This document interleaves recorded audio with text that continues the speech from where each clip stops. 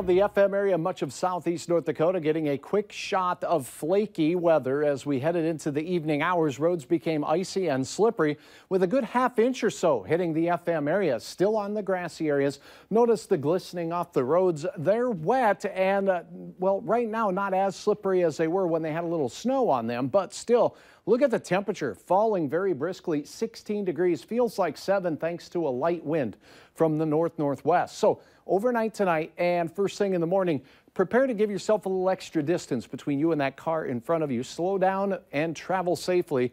A lot of accidents tonight. In Grand Forks, a 2-degree reading on the thermometer. Feels like 9 below and the wind is only blowing at 6 miles per hour. So we could certainly call that wind chilly. 1 whole degree in Langdon, 2 the actual air temperature in Grand Forks, 6 in Devils Lake, and 18 for Jamestown.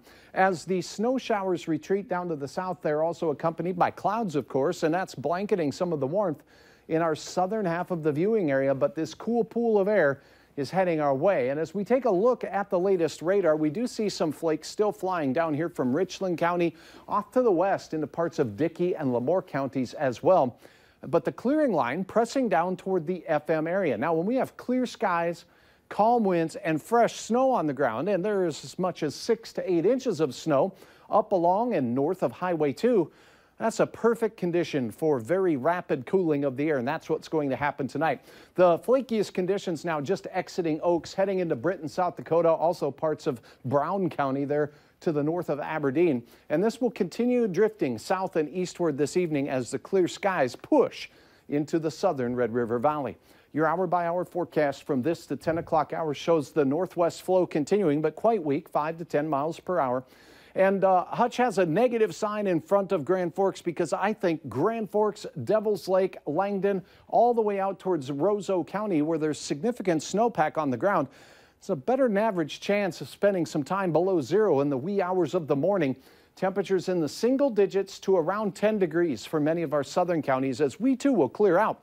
Sunshine aplenty to start the day as we go into the midday hours. Wind from the west and southwest 5 to 15 miles per hour will allow a little bit of a warm up in the afternoon hours, but nothing too hot out there.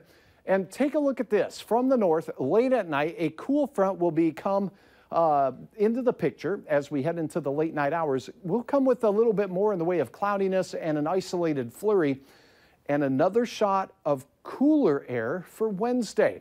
So here is a look at your planning forecast for Fargo. First thing of the morning, I think 9 whole degrees out at the bus stop.